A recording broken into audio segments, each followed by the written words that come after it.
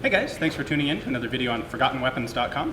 I'm Ian. I'm here today at Battlefield Vegas, back in the Armorer's Room. We were playing with some of the really cool machine guns here, and one of the ones that the owner very kindly pulled out of his private vault to show us is this Type 97 Japanese light tank machine gun. So a lot of countries obviously took their standard light machine guns and mounted them in their tanks for point defense against infantry. What the Japanese did is kind of interesting. Instead of using one of the standard Nambu machine guns, the 96 or the 99 or even the Type 11, they actually bought a licensed or made licensed copies of the Czech ZB-26 light machine gun, even to the point that these are chambered for 8mm Mauser, despite the fact that all their other guns were in 6.5 or 7.7.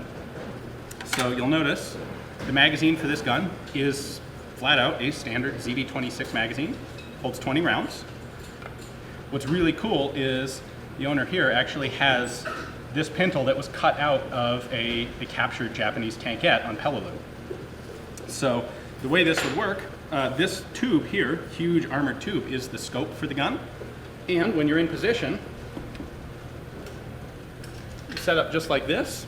The short stock is perfect because it gives you just the right eye relief on the scope, and you're all set to go. This armored pintle's a little stiff, but we got a little bit of transition in there. We're missing a couple of the mounting points up in front, so I can't do a whole lot of transition with it. So the main mounting point for this gun is right here. We have this pin that rotates, pulls out. That allows you to pull the whole gun out of its tank mount.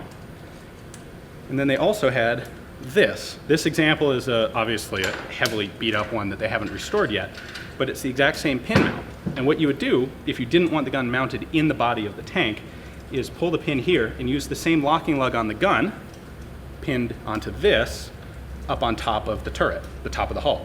And then you have a gun sitting up with a much greater field of fire. So this was the alternate mounting method.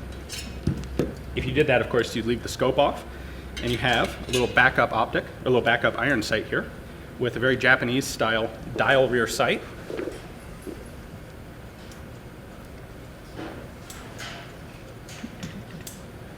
Which, there we go.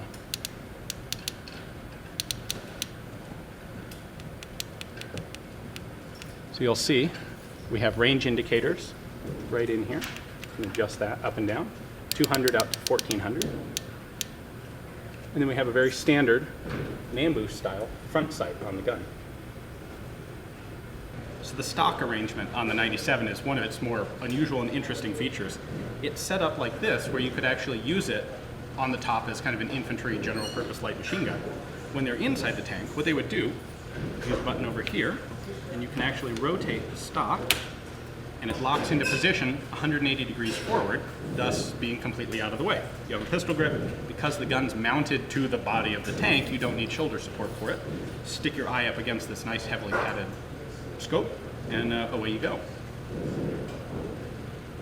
It's interesting, we've looked at the Japanese sniper scopes from time to time, and they have this very low power but relatively large field of view optic. Well, the scope on this tank gun is only 1.5 power magnification, but it has a full 30-degree field of view, which is huge.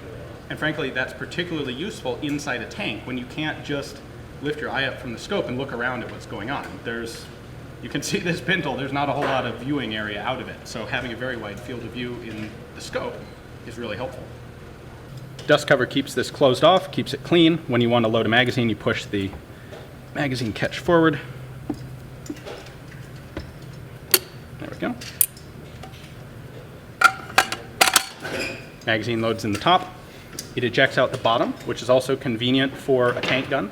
The Nambu guns eject out the side and throw brass around. Inside a tank, ricocheting brass would be kind of irritating, obviously. So having one that ejects nicely downward is good. There are a lot of good reasons for the Japanese to have picked this for a tank gun, despite the logistical issues that it brings up by having different magazines and different cartridges. So we have a windage adjustment for the scope back here, and then this is our mounting point bracket, and a nice big scallop charging handle.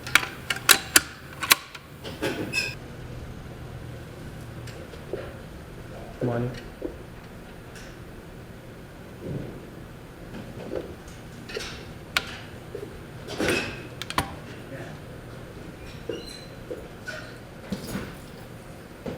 That's actually a pretty cool setup here.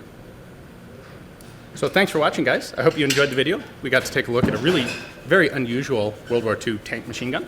And I would like to thank Battlefield Vegas for giving us the chance to come in here and play with some of their guns and check out this one in particular. If you're ever in Vegas, the machine gun tourism thing is really cool, and Battlefield Vegas is about the best selection of guns. They have some really interesting, unusual, old historical guns you'd love to get a chance to shoot. So if you have a chance, stop by and check them out. Thanks for watching.